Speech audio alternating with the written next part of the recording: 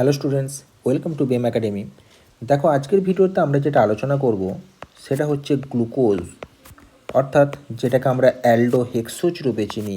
সেই গ্লুকোজকে কী করে প্রস্তুত করা যায় এবং সেই গ্লুকোজের কী সমস্ত রাসায়নিক বিক্রিয়া রয়েছে সেই ব্যাপারগুলো সম্পর্কে আজকে আমরা ডিটেলসে আলোচনা করব।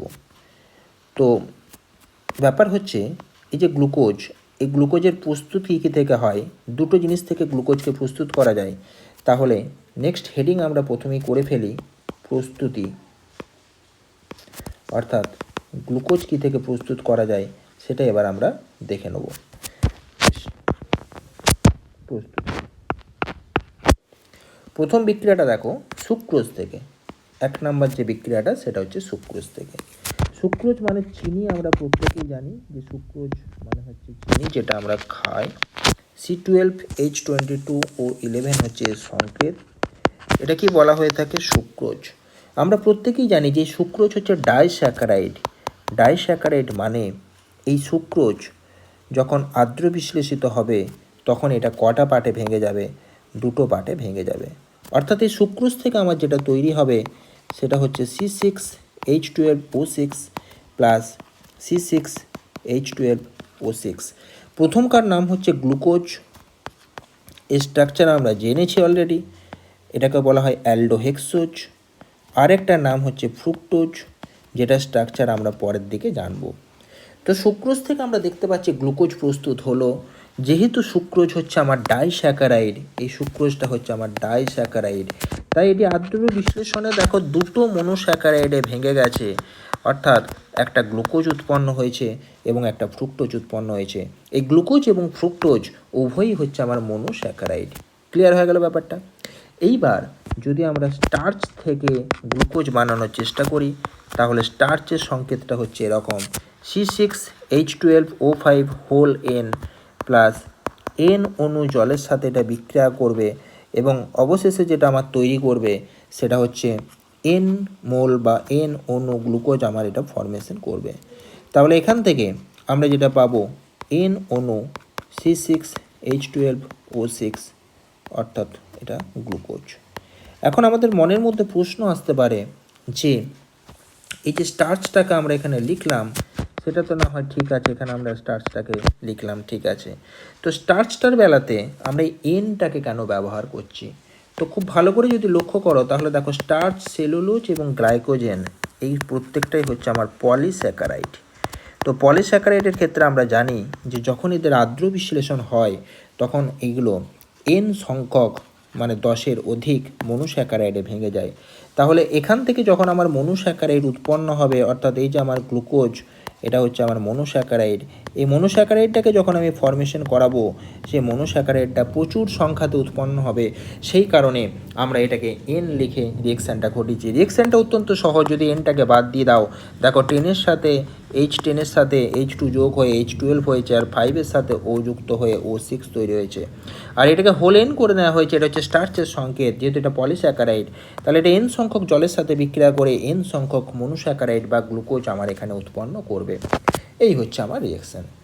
নেক্সট আমরা যেটাতে চলে আসবো গ্লুকোজের বিক্রিয়া সমূহ।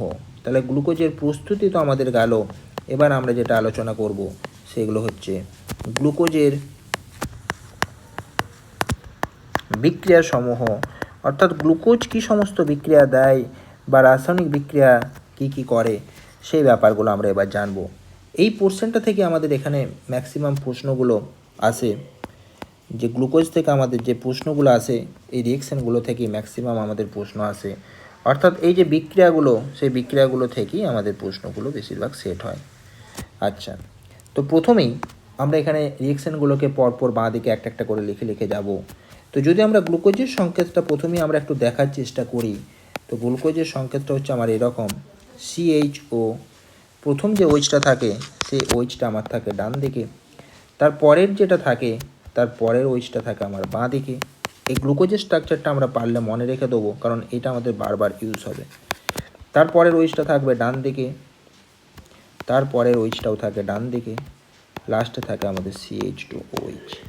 তাহলে আমার এখানে টোটাল কার্বন সংখ্যা আমি যদি মার্ক করি, টোটাল কার্বন সংখ্যা আমার 1 2 3 4 5 6, এর মধ্যে কার্বন হচ্ছে 2 3 4 এবং 5। তো যাই হোক, এই গ্লুকোজ যখন বিক্রিয়া করবে সবথেকে প্রথমেই বিক্রিয়াটা করবে রেড ফসফরাস এবং এইচআইয়ের সাথে। যদি আমরা রেড ফসফরাস এবং এইচআই প্রথম বিক্রিয়া হিসেবে এটাকে আমরা লিখি, তাহলে রেড ফসফরাস এবং এইচআই দেওয়ার ফলে আমার এখানে বিজারণ ঘটবে। ঠিক আছে, এটাকে আমরা বিজারণ হিসেবে লিখলাম। রেড ফসফরাস এবং এইচআইয়ের একটা কাজ আছে, এরা প্রত্যেককে অ্যালকেনে কনভার্ট করে। এটা আমরা খেয়াল রাখবো যে রেড ফসফরাস এবং এইচআই প্রত্যেককে বিজারিত করে, সেটা আমার অ্যালডিহাইড গ্রুপ হোক বা অ্যালকোহল গ্রুপ হোক, প্রত্যেককে বিজারিত করে কিসে কনভার্ট করে? অ্যালকেনে কনভার্ট করে। তাহলে যদি এটাকে অ্যালকেনে কনভার্ট করে, তাহলে আমার সিএইচওটা কনভার্ট হয়ে যাবে CH3, এর নিচে হয়ে যাবে CH2, CH2, CH2, CH2, CH3, complete হয়ে গেল। টোটাল 6টা কার্বন আমি এখানে লিখে ফেলেছি। আমার এখানে এটা হচ্ছে 1 নাম্বার কার্বন, এটা 2 নাম্বার কার্বন, এটা 3 নাম্বার, এটা 4 নাম্বার, এটা 5 নাম্বার, 6 নাম্বার। তাহলে কি অ্যালকোহল আর কি অ্যালডিহাইড প্রত্যেকেই আমার এখানে কিসে কনভার্ট হয়ে গেছে? অ্যালকেনে কনভার্ট হয়ে গেছে। জেনারেলি অ্যালকেন তো আমরা উপর থেকে নিচে লিখি না, আমরা অ্যালকেনগুলোকে জেনারেলি কী লিখি? বাঁ দিক থেকে ডান দিকে লিখি। তাহলে এই অ্যালকেনটাকে আমরা শর্টে এইভাবে লিখে ফেলতে পারি যে CH2 করে দিলাম, পুরোটাকে না লিখে, এখানে জায়গারও শর্টেজ রয়েছে। তো CH3 CH2 CH3, এটাই হচ্ছে আমার অ্যালকেন তৈরি হলো। নর্মাল হেক্সেন, এখানে কোনো রকম ব্রাঞ্চিং নেই, তাই এই হেক্সেনটার আমার নাম হয়ে যাবে নর্মাল হেক্সেন। আমার পরীক্ষা পারপাসে খুব ইম্পর্টেন্ট এই টপিকটা, যে আমার এখান থেকে প্রশ্ন আসতেই পারে যে গ্লুকোজের সাথে যদি আমি রেড ফসফরাস এবং এইচআইয়ের বিক্রিয়া ঘটাই, কার বিক্রিয়া ঘটাই? রেড ফসফরাস এবং এইচআইয়ের যদি আমি বিক্রিয়া ঘটাই, কার সাথে? গ্লুকোজের সাথে। কোন গ্লুকোজ? ডি গ্লুকোজের সাথে যদি আমরা বিক্রিয়াটা ঘটাই, বা এল গ্লুকোজও যদি আমার হয়, ওটা কোনো ফ্যাক্টর নয়। তাহলে গ্লুকোজের সাথে যখন আমি রেড ফসফরাস এবং এইচআই দিয়ে বিজারণ ঘটাবো, তখন আমার এন হেক্সেন তৈরি হবে, অর্থাৎ আমার এখানে অ্যালকেন ফরমেশন হবে। তার কারণ রেড ফসফরাস এবং এইচআইয়ের কাজই হচ্ছে প্রত্যেককে অ্যালকেনে কনভার্ট করা। কিসের মাধ্যমে অ্যালকেনে কনভার্ট করে এরা? বিজারণের মাধ্যমে অ্যালকেনে কনভার্ট করে। চলে আসছে আমরা 2 নাম্বার রিঅ্যাকশনে। এবার থেকে আমরা এই যে গ্লুকোজটা, এই গ্লুকোজের যে মাঝে 4খানা ওই 4টে কার্বন, এটাকে পুরোটাকে না লিখে আমরা জাস্ট এই ফরম্যাটে লিখছি। এতে করে আমাদের সুবিধা একটাই, যে আমাদের আর অত বড় স্ট্রাকচারটা লিখতে হচ্ছে না। ঠিক আছে, আর কিন্তু কোনো বিশেষ কারণ নেই, শুধুমাত্র অত বড় স্ট্রাকচারটা আমাদেরকে লিখতে হচ্ছে না, আমাদের কাজটা কমে যাচ্ছে, সেই কারণে আমরা এইভাবে লিখলাম। এবার বিক্রিয়াটা আমরা ঘটাবো হাইড্রোজেনের সাথে। আমরা জানি হাইড্রোজেনের সাথে বিক্রিয়া ঘটালে নিকেল কিংবা প্যালাডিয়াম কিংবা প্ল্যাটিনাম অনুঘটক রূপে রাখে। নিকেল দিলে আবার তার সাথে হিট দিতে হয়। যদি আমরা র্যানি নিকেল দিই, তাহলে হিটটা দেওয়ার দরকার পড়ে না। প্যালাডিয়াম প্ল্যাটিনামের ক্ষেত্রেও হিট দেওয়ার দরকার পড়ে না। তো এইটা ছাড়াও আমরা আর কি দিতে পারি এখানে? আমরা দিতে পারি LiAlH4, অর্থাৎ লিথিয়াম অ্যালুমিনিয়াম হাইড্রাইড। আমরা দিতে পারি NaBH4, সোডিয়াম বোরোহাইড্রাইড। আমরা এখানে দিতে পারি সোডিয়াম অ্যামালগাম এবং জল, সোডিয়াম অ্যামালগাম প্লাস ওয়াটার। এই এতগুলো বিজারক দ্রব্য আমরা এখানে দিতে পারি। প্রত্যেকটাই হচ্ছে আমার বিজারক দ্রব্য। প্রত্যেকটা দ্রব্য দেওয়ার ফলেই আমার এখানে বিজারণ ঘটবে, এবং আমার এখানে আলটিমেট যে প্রোডাক্টটা উৎপন্ন হবে বিজারিত হয়ে, সেটা হচ্ছে এই যে আমার অ্যালডিহাইডটা রয়েছে, এই অ্যালডিহাইডটা অ্যালকোহলে কনভার্ট হবে। আর বাকি যে পোর্শনটা, সেটা আমার অলরেডি অ্যালকোহল হয়েই আছে, তাহলে এটা তার বিজারিত, নতুন করে বিজারিত হওয়ার মতো কিছু নেই। তাই এখানে আমার এই প্রোডাক্টটা তৈরি হবে, এবং এই যে প্রোডাক্টটা, দেখো এটা অ্যালকোহল, অ্যাকচুয়ালি একাধিক ওইচ গ্রুপ সম্পন্ন অ্যালকোহল, এবং এর নাম হচ্ছে সরবিটল। অর্থাৎ আমার এখান থেকে গ্লুকোজ থেকে তৈরি হয়ে গেল সরবিটল। তাহলে পরীক্ষায় প্রশ্ন আসতে পারে যে গ্লুকোজ থেকে সরবিটল আমরা কি করে বানাবো? তো আমরা জাস্ট এখানে লিখবো যে গ্লুকোজ থেকে সরবিটল বানানোর জন্য আমার বিজারণ ঘটানো হবে, এবং বিজারণ ঘটানো হবে কার কার মাধ্যমে? এই রিয়েজেন্টগুলোর মাধ্যমে। আমি হাইড্রোজেন দিয়ে বিজারণটা ঘটাতে পারি, আমি লিথিয়াম অ্যালুমিনিয়াম হাইড্রাইড দিয়ে ঘটাতে পারি, আমি NaBH4 দিয়ে ঘটাতে পারি, আমি সোডিয়াম অ্যামালগাম এবং ওয়াটার দিয়ে বিজারণটা ঘটাতে পারি। এতগুলো প্রসেসের মাধ্যমে যদি আমি বিজারণ ঘটাই, তাহলে কিন্তু আমার এখানে কি তৈরি হবে? গ্লুকোজ থেকে সরবিটল তৈরি হবে। পরের যে কোশ্চেনটা, পরের যে রিয়েকশনটাতে আমরা অ্যালডিহাইডটাকে জাস্ট এইভাবে লিখছি, ওপরকার অ্যালডিহাইডটাকে। তার কারণ আছে, তার কারণটা আমরা এখনই বুঝতে পারবো। মাঝের যে CHOH, এর কোনো কাজ নেই অ্যাকচুয়ালি, আলটিমেট এটা এরকমই থেকে যাবে, তাই এটাকে আমরা এরকমভাবেই লিখে ফেলছি এটার ক্ষেত্রেও। এবার এই বিক্রিয়াটা আমরা কার সাথে ঘটাবো? HCN এর সাথে বিক্রিয়াটাকে ঘটাবো। HCN N. তো এই যে HCN আমরা নিয়েছি, এখানে এইচের মাথায় হচ্ছে প্লাস চার্জ আর কার্বনের মাথায় হচ্ছে মাইনাস চার্জ।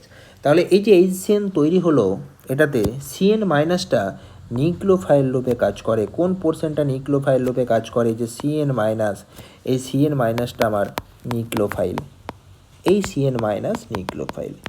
তাহলে এই CN মাইনাসটা অ্যাটাক করবে, কোথায় অ্যাটাক করবে?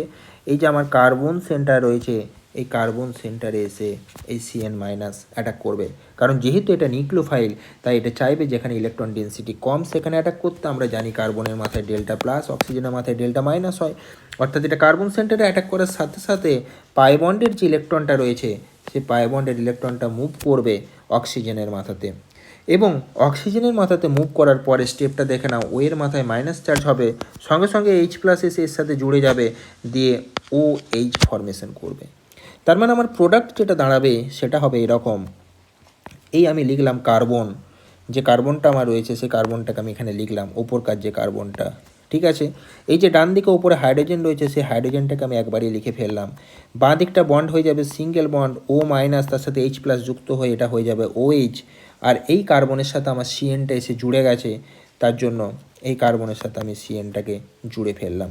বাকি যে পোর্শনটা, অর্থাৎ CHOH হোল 4 আর তার নিচেতে CH2OH, এটাকে আমি আগের মতো লিখে ফেললাম। এটার নাম হচ্ছে আমার গ্লুকোজ সায়ানোহাইড্রিন। তাহলে আমার এখান থেকে তৈরি হয়ে গেল গ্লুকোজ সায়ানোহাইড্রিন। সায়ানোহাইড্রিন লক্ষ্য করে দেখো, এখানে CN অ্যাড হয়েছে এবং H প্লাস সেটাও অ্যাড হয়ে গেছে, কোনো কিছু কিন্তু বের হয়নি। তার জন্য এই রিয়েকশানটাকে আমরা বলবো নিউক্লিওফিলিক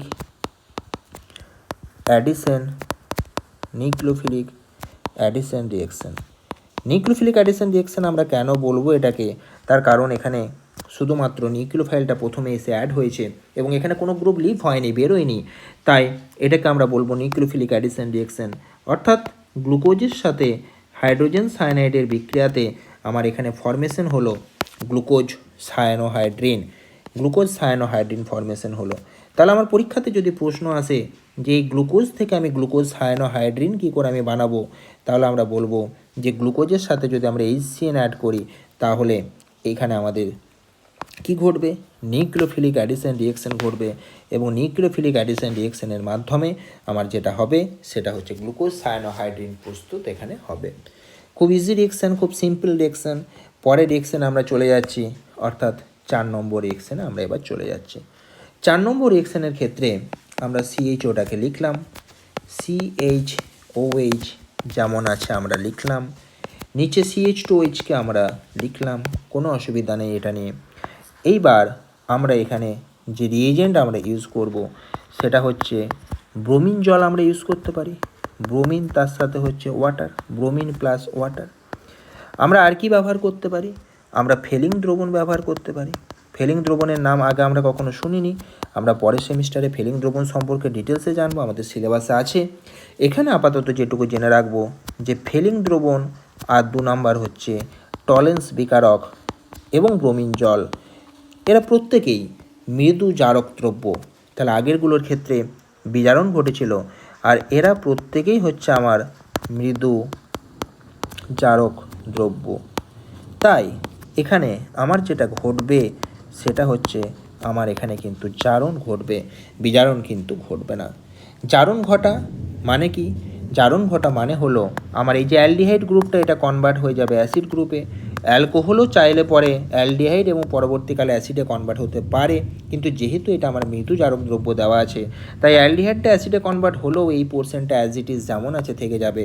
অর্থাৎ আমার এখানে যে প্রোডাক্ট হবে সেটা হবে এরকম, CHO গ্রুপটা কনভার্ট হয়ে যাবে COOH-এ, তারপরে আমার এই যে CHOH রয়েছে হোল 4 সেটা আমার এরকমই থেকে যাবে, এবং অবশেষে আমার CH2OH যেমন আছে সেরকমই থেকে যাবে। এই যে প্রোডাক্টটা আমরা লিখলাম, এই প্রোডাক্টটার নাম হচ্ছে গ্লুকোনিক অ্যাসিড। তাহলে এখানে আমরা লিখে ফেলবো এর নাম হচ্ছে গ্লুকোনিক অ্যাসিড। তাহলে পরে আমার বাঁ দিকে ছিল গ্লুকোজ, এটাকে যখন আমি মৃদু জারক দ্রব্য দ্বারা জারণ ঘটালাম তখন আমার তৈরি হলো গ্লুকোনিক অ্যাসিড। পাশাপাশি প্যারালেলি কয়েকটা সাইড প্রোডাক্ট আমরা এখানে লিখে রাখবো, নিজেদের পারপাসে কাজে লাগবে। সেটা হচ্ছে যদি আমরা ফেলিং দ্রবণটা নিই তাহলে আমার Cu2O এর একটা লাল বর্ণের অধক্ষেপ আমাদের কিন্তু পড়বে। কোনটার ক্ষেত্রে? শুধুমাত্র পার্টিকুলার যখন আমরা ফেলিং দ্রবণটাকে নিয়ে পরীক্ষাটা করব তখনই কিন্তু আমার লাল বর্ণের অধক্ষেপটা পড়বে, নচেত কিন্তু নয়। আর যদি আমরা টলেন্স বিকারককে নিয়ে পরীক্ষা করি তাহলে আমার একটা সিলভারের রুপোলি কালারের মিরার দেখা যাবে। তবে এটা কখন দেখা যাবে? যদি আমরা টলেন্স বিকারক পরীক্ষা করি, টলেন্স পরীক্ষা করি আমরা যদি টলেন্স পরীক্ষা, তবেই একমাত্র ওটা দেখা যাবে। আর যদি আমরা ব্রোমিন জল দিয়ে করি তাহলে কোনোটাই দেখা যাবে না। তাহলে এই ব্যাপারটা আমাদেরকে খেয়াল রাখতে হবে। এখানে কিন্তু দুটো সাইড প্রোডাক্ট একসাথে কখনোই উৎপন্ন হয় না। তার কারণ আমরা এই যে গ্লুকোজের সাথে আমরা এই যে বিক্রিয়াটা ঘটাবো, কার বিক্রিয়া ঘটাবো? আমরা এখানে ব্রোমিন জলের বিক্রিয়া ঘটাবো। তাহলে এই গ্লুকোজের সাথে যখন আমরা ব্রোমিন জলের বিক্রিয়া ঘটাবো তখন আমার মেন প্রোডাক্ট হচ্ছে আমার এখানে গ্লুকোনিক অ্যাসিড, এটাই হচ্ছে আমার মেন প্রোডাক্ট, এবং কোনো সাইড প্রোডাক্ট এখানে আমার উৎপন্ন হবে না। যদি আমি গ্লুকোজের সাথে আমার এখানে ফেলিং দ্রবণকে যদি আমি এখানে বিক্রিয়া ঘটাই, ফেলিং দ্রবণ, যখন আমি এখানে ফেলিং দ্রবণকে বিক্রিয়া ঘটাবো তখন আমার একমাত্র এই Cu2O এই লাল বর্ণের অধক্ষেপটা পড়বে। আর যদি আমি এখানে টলেন্স বিকারক দ্বারা যদি আমি পরীক্ষাটা ঘটাই, এই টলেন্স দ্বারা যদি আমি এখানে পরীক্ষাটা ঘটাই, অর্থাৎ শুধুমাত্র সেই টলেন্স পরীক্ষার ক্ষেত্রেই, এই যে টলেন্স দ্বারা যদি আমি পরীক্ষাটা ঘটাই তাহলে এই টলেন্স পরীক্ষার ক্ষেত্রে আমার সিলভার মিরারটা পড়বে। তাহলে সিলভার মিরারটা কিন্তু আমার সবসময় পড়বে না, একমাত্র টলেন্স যদি বিকারক আমরা টলেন্স পরীক্ষা যদি আমরা ঘটাই তাহলে আমাদের এখানে সিলভার মিরারটা আমার এখানে পড়বে। আর ফেলিং দ্রবণ দ্বারা ঘটালে আমার Cu2O এর লাল বর্ণের অধক্ষেপ পড়বে। তো আমার এখানে যেটা ঘটছে সেটা হচ্ছে আমার জারণ ঘটলো, কারণ মৃদু জারক দ্রব্য হওয়ার জন্য আমাদের এখানে যেটা ঘটলো সেটা হচ্ছে আমাদের জারণ প্রক্রিয়ার মাধ্যমে বিক্রিয়াটা হলো। পুরো প্রক্রিয়াটা আমাদের কাছে ক্লিয়ার হয়ে গেল।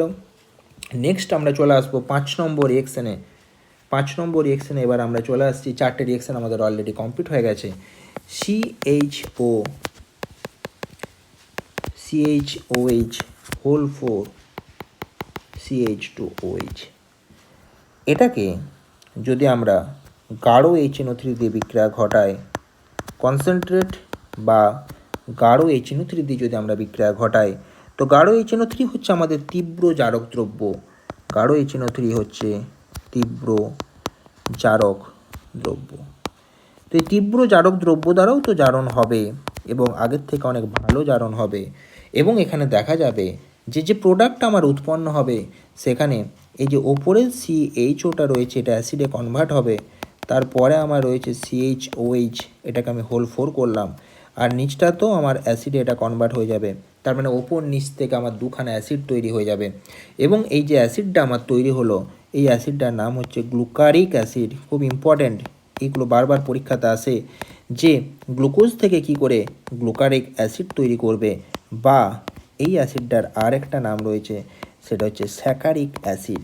যদি আমার প্রশ্নই আসে যে গ্লুকোজ থেকে কি করে গ্লুকারিক অ্যাসিড বা স্যাকারিক অ্যাসিড তৈরি করবে, তাহলে আমরা সঙ্গে সঙ্গে বলবো যে গ্লুকোজের সাথে যদি আমরা গাঢ় HNO3 মিশিয়ে যদি আমরা জারণ ঘটাই তাহলে আমার সহজেই গ্লুকারিক অ্যাসিড থেকে গ্লুকারিক অ্যাসিড বা স্যাকারিক অ্যাসিড আমার উৎপন্ন হবে। ঠিক আছে, বেশ। আর যদি আমার প্রশ্ন আসে যে গ্লুকোজ থেকে গ্লুকোনিক অ্যাসিড কী করে তৈরি করবে, গ্লুকারিক নয় গ্লুকোনিক, খুব ভালো করে লক্ষ্য করো, তখন আমাদেরকে বলতে হবে যে গ্লুকোজের সাথে যদি আমরা ব্রোমিন জল কিংবা ফেলিং কিংবা টলেন্স দিয়ে জারণ ঘটাই, অর্থাৎ মৃদু জারক দ্রব্য দ্বারা যদি আমরা জারণ ঘটাই তাহলে আমার হবে গ্লুকোনিক অ্যাসিড, আর এই তীব্র জারক দ্রব্য দ্বারা যদি আমি জারণটা ঘটাই তাহলে আমার এখানে উৎপন্ন হবে গ্লুকারিক অ্যাসিড বা স্যাকারিক অ্যাসিড। এরপরে চলে আসছে আমরা পরের রিয়েকশানে, অর্থাৎ 6 নম্বর রিয়েকশানে। CHOH হোল 4 CH2OH, গ্লুকোজটাকে আমি আবারও এইভাবে লিখলাম, এটা হচ্ছে আমাদের গ্লুকোজ। আবারও বলছি বারবার, পুরো স্ট্রাকচারটা তো আমরা লিখতেই পারি, কিন্তু আমরা শুধুমাত্র এইটুকু লিখে ছেড়ে দিচ্ছি, এর অন্য কোনো কারণ নেই, এর একটাই কারণ যাতে আমাদের শর্টে রিয়েকশানটা লেখা যায়। তো এর সাথে যদি আমরা হাইড্রক্সিল অ্যামিনকে যদি আমরা যুক্ত করি, হাইড্রক্সিল অ্যামিনের সংকেত হচ্ছে NH2OH। NH2টাকে আমি একটু ঘুরিয়ে লিখছি নিজেদের সুবিধার জন্য। NH2OH এর নাম হচ্ছে হাইড্রক্সিল অ্যামিন।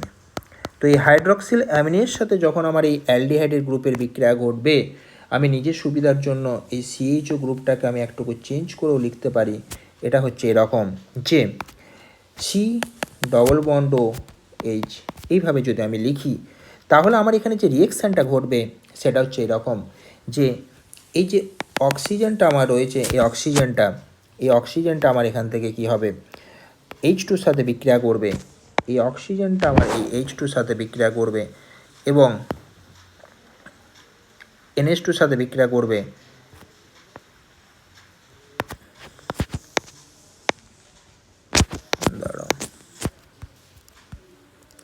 আচ্ছা, এইভাবে হচ্ছে না, এবং এখান থেকে আমার জলটা বেরিয়ে চলে আসবে। আমি এটা নর্মালি করে দিচ্ছি এবং আমার এখান থেকে যেটা বেরিয়ে আসবে সেটা হচ্ছে আমার জল বেরিয়ে চলে আসবে। ঠিক আছে, বেশ, এই হচ্ছে ব্যাপার। দেখো এখান থেকে আমাদের জলটা বেরিয়ে চলে আসছে, আমরা ইজিলি এখান থেকে দেখতে পাচ্ছি। তাহলে আমার এখান থেকে যে রিয়েকশানটা হবে সেই রিয়েকশানটা আমার প্রোডাক্টটা এরকম হবে, কার্বনের সাথে হাইড্রোজেনটা তৈরি হলো। এইবার আমার এখানটাতে ডবল বন্ড হয়ে যাবে এন এবং OH। আমার তারপরে এই পোর্শনটাতে থাকবে CHOH হোল 4, তারপরে আমার থাকবে CH2OH। এই হচ্ছে আমার রিয়েকশান। এই যে প্রোডাক্টটা আমরা লিখলাম, এই প্রোডাক্টটার নাম হচ্ছে গ্লুকোজ অক্সিম। তাহলে পরীক্ষাতে আমার প্রশ্ন আসতেই পারে যে গ্লুকোজ অক্সিম আমরা কি করে বানাবো। আমরা সেক্ষেত্রে লিখব যে গ্লুকোজ অক্সিম আমাদের যদি বানাতে হয় তাহলে আমাদের এই যে গ্লুকোজ রয়েছে, এই গ্লুকোজের সাথে আমার হাইড্রক্সিল অ্যামিনের বিক্রিয়া ঘটাতে হবে। হাইড্রক্সিল অ্যামিনের বিক্রিয়া ঘটালে আমার এখান থেকে ওয়াটার বেরিয়ে চলে যাবে এবং আমার এখান থেকে গ্লুকোজ অক্সিম তৈরি হবে। তো এই যে রিয়েকশনের টাইপটা হচ্ছে আমার অ্যাডিশন আফটার দ্যাট এলিমিনেশন। প্রথমে অ্যাডিশন হচ্ছে, তারপরে আমার জলটা বেরিয়ে চলে যাচ্ছে, ওয়াটার বেরিয়ে এখান থেকে চলে যাচ্ছে, সেই জন্য এই রিয়েকশনটাকে বলা হয়ে থাকে addition after that elimination reaction. অর্থাৎ এই যে গ্লুকোজ অক্সিম তৈরি হলো তার সাথে আমরা সাইড প্রোডাক্ট হিসেবে পাশে ওয়াটার লিখে রাখতে পারি, কারণ এখান থেকে আমাদের ওয়াটারটা বেরিয়ে চলে যাচ্ছে। সেম টাইপের আমাদের যে রিয়েকশন 7 নম্বরে আমরা আরেকটা রিয়েকশন লিখব, সেখানেও আমরা তাহলে এটাকে এইভাবে লিখে রাখছি CHO, তারপর CHOH হোল 4 এবং শেষে হচ্ছে CH2OH। তাহলে এই যে সংকেতটা আমরা লিখলাম, এই সংকেতটা কার সংকেত? এই সংকেতটা হচ্ছে আমাদের গ্লুকোজের সংকেত। তাহলে এই হচ্ছে আমাদের গ্লুকোজ। এই গ্লুকোজকে যদি আমি ফিনাইল হাইড্রোজেনের সাথে বিক্রিয়া ঘটাই তাহলে আমার এখানে ফিনাইল হাইড্রোজেন মানে ফিনাইল গ্রুপটাকে আমরা PH দ্বারা লিখতে পারি, PH NH2। এটা হচ্ছে আমার ফিনাইল হাইড্রোজেনের সংকেত। আমি এটাকে নিজেদের সুবিধার জন্য এটাকে আমি একটু ঘুরিয়ে লিখছি এই ফিনাইল হাইড্রোজেনটাকে। অর্থাৎ ফিনাইল হাইড্রোজেনটাকে আমি এইভাবে যদি লিখি যে NH2 NH অর্থাৎ আমি এটাকে ঘুরিয়ে লিখলাম ফিনাইল হাইড্রোজেনটাকে। তাহলে আমাদের এখানে এই ফিনাইল হাইড্রোজেনের নামটা আমরা এখানে লিখে রাখছি যে এটার নাম হচ্ছে ফিনাইল হাইড্রোজেন। আমরা প্রত্যেকেই জানি যে এই যে পিএইচটা লেখা রয়েছে, এই পিএইচ মানে হচ্ছে ফিনাইল, এই পিএইচ মানেই হচ্ছে C6H5, তার মানেই হচ্ছে আমার এরকম একটা বেনজিন রিং থাকবে এবং সেটা কারোর সাথে বন্ড করে থাকবে, তবে সেটাকে আমরা ফিনাইল রিং বলবো এবং এটাকে আমরা নাম দিয়ে দিচ্ছি ফিনাইল। এটাই হচ্ছে আমার ফিনাইল রিং, এটা আমরা প্রত্যেকেই জানি। তো ব্যাপার হচ্ছে এখানে আমাদের যে রিয়েকশানটা হবে সেটা আমাদেরকে এবার দেখতে হবে। রিয়েকশানটা তো আমাদের সেম টাইপের রিয়েকশান আমাদের এখানে হবে, অর্থাৎ এখান থেকে আমাদের ওয়াটার বেরিয়ে চলে আসবে মানে আমার রিয়েকশানটা তাহলে এরকম হবে, এই হচ্ছে আমার H, এই হচ্ছে আমার কার্বন এবং এখানে আমার ডবল বন্ড NH PH প্রত্যেকেই থেকে যাবে। তবে এখানে আমাদের একটা নতুনত্ব আছে, নতুনত্ব বলতে এটাই যে আমার দেখো এখানে 4 আছে, CHOH হোল 4 আছে, তো এর মধ্যে একটা CHOH একটা PH NH2 দ্বারা জারিত হয়ে প্রথমে CHOতে কনভার্ট হয়, তারপরে সেম টাইপের রিয়েকশান ঘটে আমার এখানে আরেকটা প্রোডাক্ট আমার এখানে তৈরি হবে C ডবল বন্ড NHPH এবং অবশেষে আমার যেটা পড়ে থাকবে সেটা হচ্ছে CHOH হোল 3 পড়ে থাকবে। 4টে থেকে দেখো একটা ওই প্রোডাক্ট যদি তৈরি করে থাকে তাহলে আমার CHOH হোল 3 এবং CH2OH তৈরি করলো। এই যে প্রোডাক্টটা আমরা লিখলাম এই প্রোডাক্টটার নাম হচ্ছে গ্লুকোসাজন। এখানে একটা প্রশ্ন আমাদের বারবার আসে যে এখানে ফিনাইল হাইড্রোজেনটা ক মোল নিতে হয় বা ক অণু নিতে হয়। খুব ইম্পর্ট্যান্ট টপিক এটা, 3 অণু নিতে হয়। কেন 3 অণু নিতে হয় তার কারণ হিসেবে দেখো, প্রথম অণুটা আমার বিক্রিয়া করছে এর সাথে আমার এই প্রোডাক্টটা তৈরি করছে, আর যে 2 মোল আমার পড়ে থাকছে তার মধ্যে 1 মোল বিক্রিয়া করছে CHOH-এর সাথে, একটা CHOH-এর সাথে, সেটাকে CHO-তে কনভার্ট করছে। CHO তো হবে না, এখানে আমাদের এটাকে C ডবল বন্ড ওতে কনভার্ট করছে। সেই C ডবল বন্ড ও থেকে আবার ওই ওয়াটার বেরিয়ে যে আমার C ডবল বন্ড NHPH-এ এটা কনভার্ট হচ্ছে। তার মানে আমার এখানে দেখে দুটো ফিনাইল হাইড্রোজেন ব্যবহৃত হয়েছে মনে হলেও আমার টোটাল এখানে 3টে ফিনাইল হাইড্রোজেন ব্যবহৃত হয়েছে। একটা অ্যালডিহাইডের সাথে রিয়েকশন করেছে, একটা অ্যালকোহলকে আগে অ্যালডিহাইডে কনভার্ট করেছে, তারপরে তার সাথে রিয়েকশন করেছে। তার মানে আমার যে তৈরি হলো, যে প্রোডাক্ট আমার এখানে তৈরি হলো, সেটাতে আমরা ইজিলি এখানে লিখতে পারি যে গ্লুকোজ থেকে যদি আমরা গ্লুকোসাজন তৈরি করতে চাই তাহলে আমার এখানে কার বিক্রিয়া ঘটাতে হবে, আমার এখানে ফিনাইল হাইড্রোজেনের বিক্রিয়া আমার ঘটাতে হবে। এবং সেই ফিনাইল হাইড্রোজেনটাকে আমার এখানে ক মোল নিতে হবে, 3 মোল নিতে হবে বা 3 অণু নিতে হবে, তবে আমার বিক্রিয়াটা এখানে সম্পন্ন হবে। এই হচ্ছে আমার রিয়েকশন। পরের রিয়েকশন আমরা চলে যাচ্ছি 8 নম্বর যে রিয়েকশন, 8 নম্বর রিয়েকশন আমরা চলে যাচ্ছি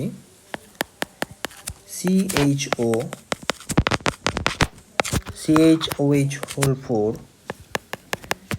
CH2OH, এটার নাম হচ্ছে গ্লুকোজ। আমরা এরকম করি, সংকেতটা বারবার লিখছি, এখানেও তাই লিখলাম। তো এই গ্লুকোজকে যখন আমরা পারায়োডিক অ্যাসিডের সাথে বিক্রিয়া ঘটাবো, তাহলে এখানে গ্লুকোজকে বিক্রিয়া ঘটাচ্ছি 5 অণু HiO4 এর সাথে। এই HiO4 এর নাম হচ্ছে পার আয়োডিক অ্যাসিড, পার আয়োডিক অ্যাসিড।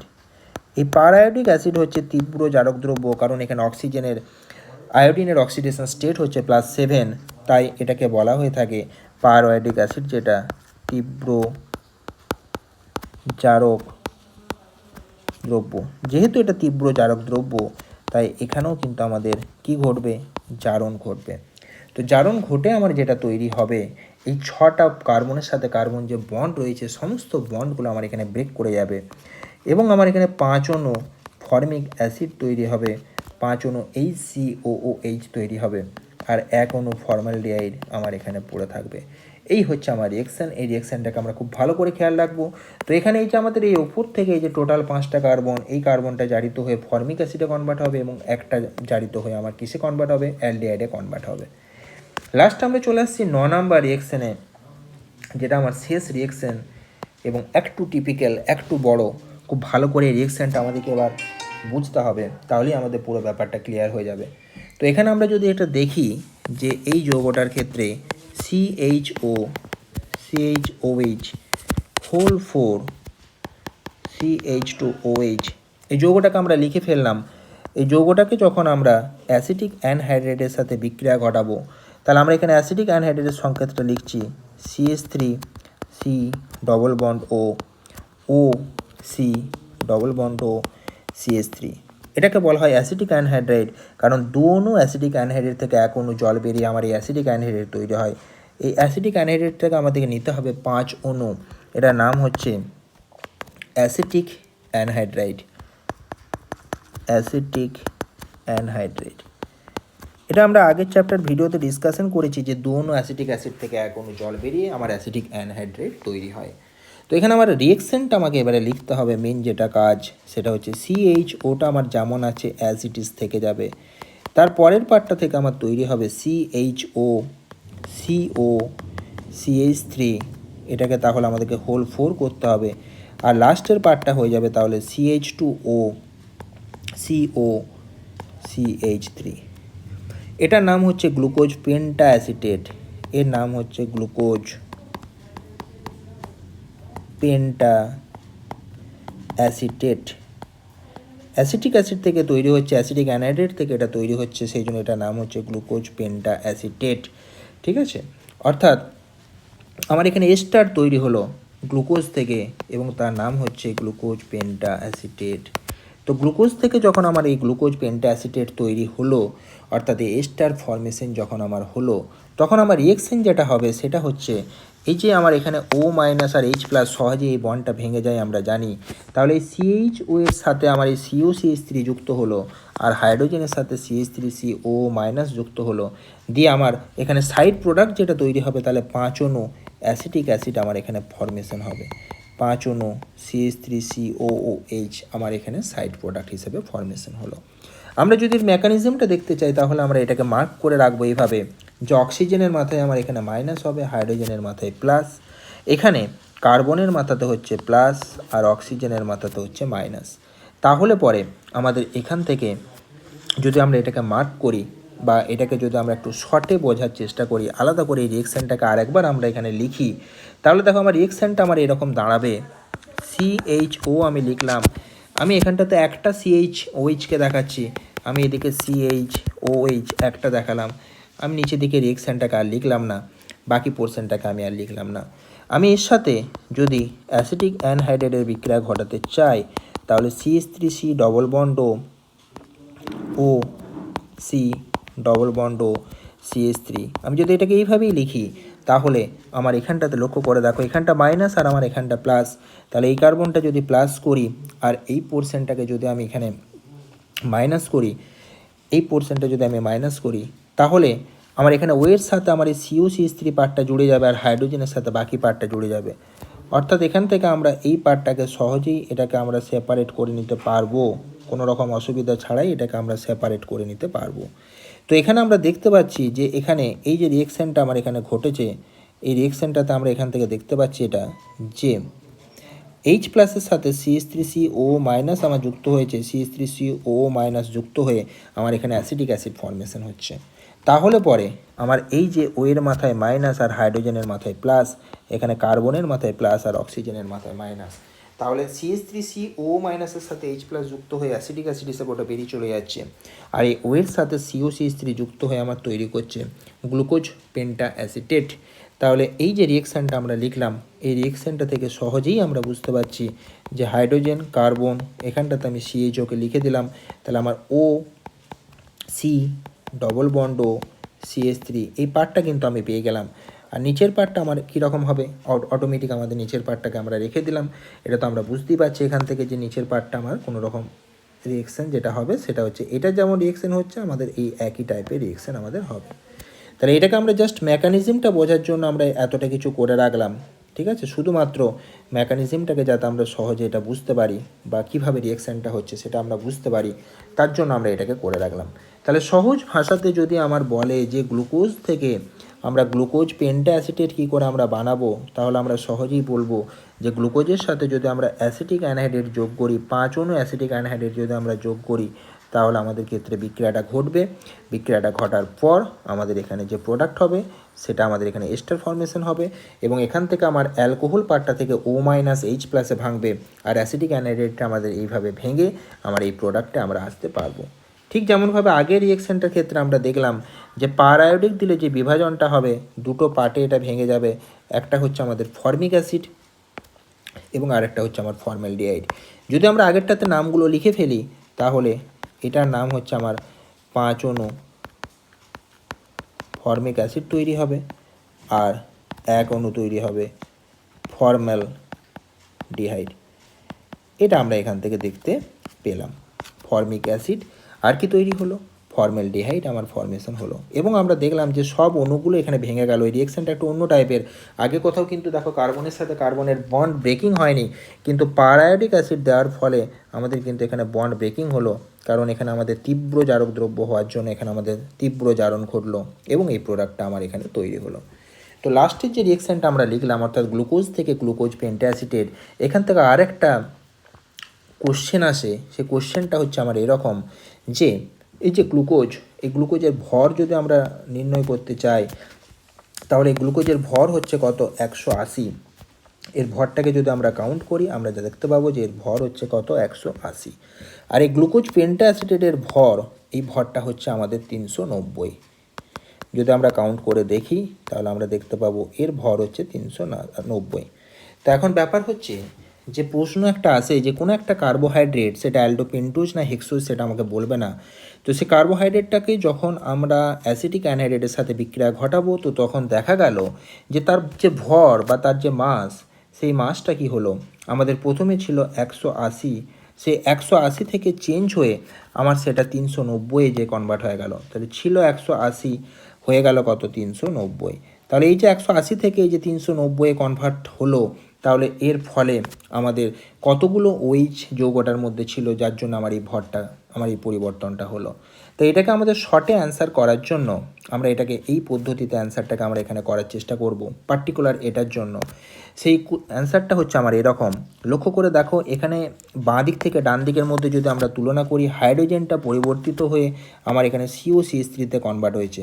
তাহলে এখানে যদি আমরা লিখি যে আমার পার্টিকুলার এই রিয়েকশনে আমার একটা হাইড্রোজেন পরমাণু কনভার্ট হবে, কিসে কনভার্ট হবে, COCH3-তে কনভার্ট হবে, এবং COCH3-তে কনভার্ট হওয়ার পরে কি হবে, আমার হাইড্রোজেনের যে ভর, সেই ভর হচ্ছে 1। আমরা প্রত্যেকেই জানি যে হাইড্রোজেনের ভর হচ্ছে 1, আর COCH3-র যে ভর, এটা হচ্ছে আমাদের যোগ করে দেখব 43।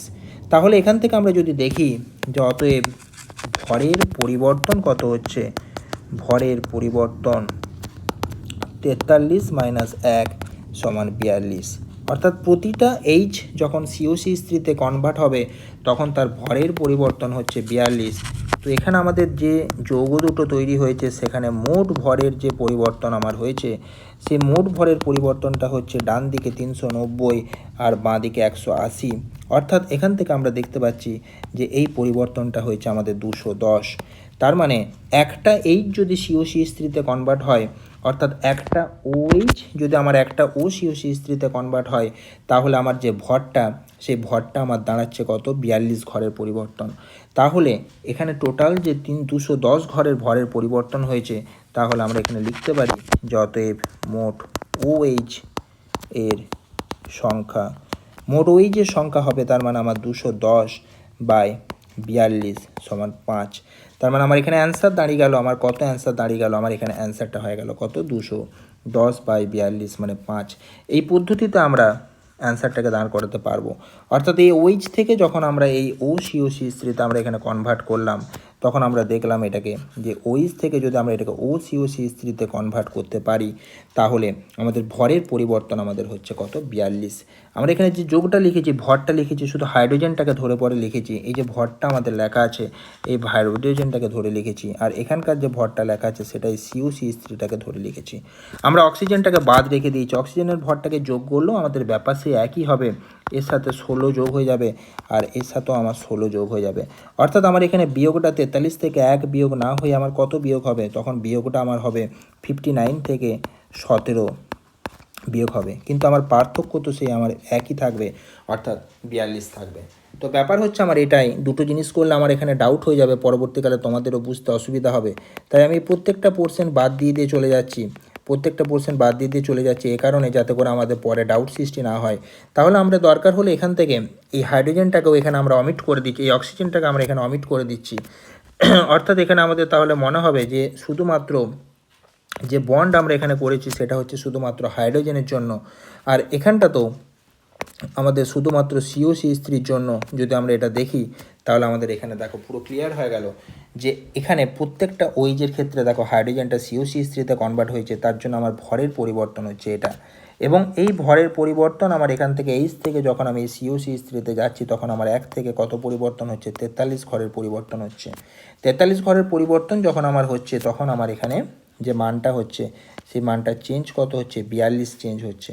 আর মোট ভরের পরিবর্তনটা হচ্ছে আমার 210। তাহলে আমার ওই যে সংখ্যা হবে 210/42, তার মানে আমার এখানে অ্যান্সার বেরোবে কত, 5। এরকম করে আমার এখানে প্রশ্ন আসতে পারে, খুব সহজ ব্যাপার। যদি আমাদের ভর এখানে 180 না দিয়ে অন্য কিছু দেয়, জাস্ট আমরা যে ভরগুলো দেওয়া আছে, সেই ভরগুলোকে আমরা কি করব, এখান থেকে বিয়োগ করে দেবো। ভরগুলোকে বিয়োগ করার পরে আমরা কি করব, জাস্ট 42 দিয়ে ভাগ করে দেবো সমস্ত ক্ষেত্রেই, তাহলেই আমাদের কিন্তু এখানে অ্যান্সারটা চলে আসবে। তাহলে এখানকার ভর হচ্ছে আমাদের 180, অন্তিম ভর 390। প্রতিটা হাইড্রোজেন COCH3-তে কনভার্ট হওয়ার জন্য আমার ভরের চেঞ্জ হয় কত, 42। তাহলে টোটাল ভরের পরিবর্তন হয়েছে 210। তাহলে আমি 210কে 42 দিয়ে ভাগ করে 5টা OH আমি এখানে পেলাম। আজকের ভিডিওটা এতটাই, পরের ভিডিওতে আমরা পড়বো এই গ্লুকোজের হাওয়ার্ড প্রজেকশন নিয়ে আমরা ডিসকাশন করব।